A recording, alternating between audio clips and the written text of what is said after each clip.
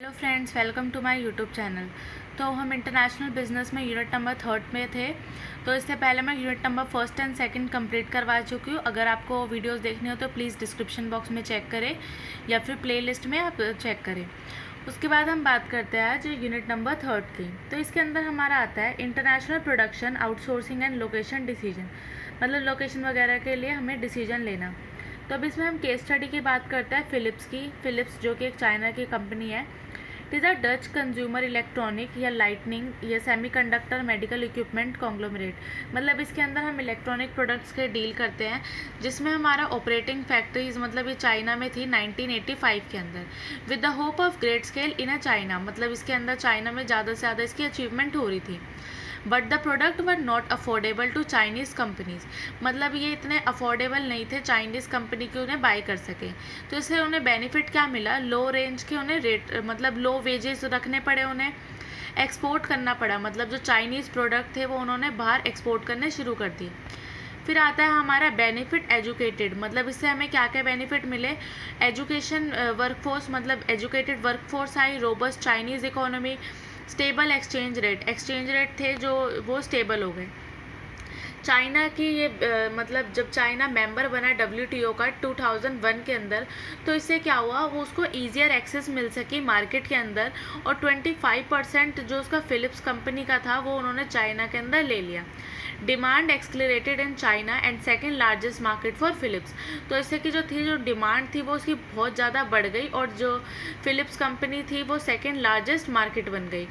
तो इसके क्या क्या कंसर्न आए, इसके अंदर था too much dependence on China, मतलब जो सारी कंट्रीज़ थी वो ज़्यादातर किस पर डिपेंडेंस हो गई, उनकी चाइना के ऊपर। बेटर स्ट्रैटेजी जोग्राफिकली ड्राइवर्स, मतलब इसके अंदर वो ज़्यादा से ज़्यादा अच्छी स्ट्रैटेजीज़ का यूज़ करने लगे। लेबर शॉर्टेज इन चाइना के अंदर लेबर शॉर्टेज आने लग गई। लेबर कॉस्ट को जो थी वो उन्होंने ग्रो कर दी, 20% पर ईयर बढ़ा दी उन्होंने 2005 के बाद से। अब इसके अंदर हम देखते हैं प्रोडक्शन और लॉजिस्टिक के बारे में।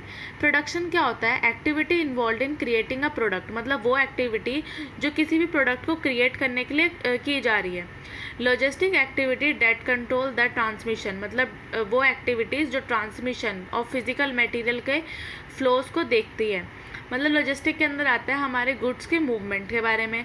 ये दोनों एक्टिविटी मतलब प्रोडक्शन और लॉजिस्टिक दोनों क्या होते हैं, इंटरडिपेंडेंट, मतलब अगर प्रोडक्शन होगा तभी हम लॉजिस्टिक की बात करेंगे। Strategic importance of production and logistic, इसके अंदर क्या आता है, मतलब इसके इंपॉर्टेंस के अंदर देखते हैं तो इसकी जो कॉस्ट होती है वो बहुत ही ज़्यादा लो होती है, और इसके अंदर क्वालिटी जो होती है वो इंक्रीज़ हो जाती है। To accommodate demand for local responsiveness, मतलब डिमांड इसकी इंक्रीज हो जाती है और क्विक रिस्पॉन्स मिलने लग जाता है कस्टमर से। अब इसके बाद हम इसका रिलेशनशिप देखते हैं क्वालिटी एंड कॉस्ट का। तो सबसे पहले क्या हुआ, हमारा इम्प्रूव करी हमने अपनी परफॉर्मेंस को। परफॉर्मेंस इम्प्रूव करने की वजह से जो हमारी इंक्रीज थी, मतलब प्रोडक्टिविटी थी, वो भी बहुत अच्छी हो गई। हमारे जो रीवर्क थे, लोअर रीवर्क थे, और स्क्रैप कॉस्ट थी वो भी कम हो गई। फिर उसके बाद इम्प्रूव करने की वजह से अपनी परफॉर्मेंस को जो हमारी वारंटी कॉस्ट थी वो भी कम होने लगी।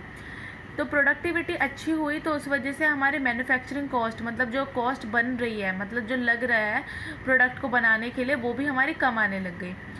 और वारंटी कॉस्ट के कम होने की वजह से हमारी सर्विस कॉस्ट भी कम हो गई। तो ओवरऑल अगर हम देखें तो इससे क्या हुआ, हमारा प्रॉफिट के अंदर इंक्रीज़ आ गया। तो ये था हमारा इसका रिलेशनशिप। तो अब हम बात करते हैं वेयर टू प्रोड्यूस, मतलब अगर कंपनीज़ को प्रोड्यूस करना हो तो वो कहाँ से प्रोड्यूस करेंगे।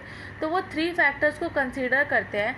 First one is country factor, technological factor and product factor. Country के अंदर आता है इकोनॉमिक, पॉलिटिकल, कल्चरल और फैक्टर कॉस्ट, मतलब इकोनॉमिक फैक्टर जो मतलब कंपनी मतलब हर एक कंट्री की वेराई करती है to different country. Political factor मतलब जो गवर्नमेंट होगी वो उसके ऊपर बेस्ड होगा। कल्चरल फैक्टर और कॉस्ट फैक्टर। लोकेशन के अंदर देखते हैं हम ट्रेड बैरियर्स, देखते हैं कितने बैरियर्स होंगे हमारे। एक्सचेंज रेट को देखेंगे। अब टेक्नोलॉजिकल फैक्टर के अंदर आता है, मतलब जो उसके बनाने के लिए हमें टेक्नोलॉजी यूज़ करी है उसकी फिक्स्ड कॉस्ट कितनी है, मिनिमम उसके अंदर हमें कितना एफिशिएंट स्केल मिल रहा है, फ्लेक्सिबिलिटी कितनी है हमारे मैन्युफैक्चरिंग प्रोडक्ट में, मास कस्टमराइजेशन। फिर आता है प्रोडक्ट फैक्टर्स के अंदर आता है हमारा वैल्यू टू वेट रेशो, और सेकंड देखते हैं हम इसमें सर्विस यूनिवर्सल नीड, मतलब ओवरऑल जो यूनिवर्सली उसकी कितनी नीड है हमारे प्रोडक्ट की। तो ये हम बात करते हैं इसमें वेयर टू प्रोडक्ट के अंदर। तो आज की वीडियो में बस इतना ही, और अगर आपको मेरी वीडियो पसंद आई हो तो प्लीज़ लाइक करें और मेरे चैनल को सब्सक्राइब करें। Thank you.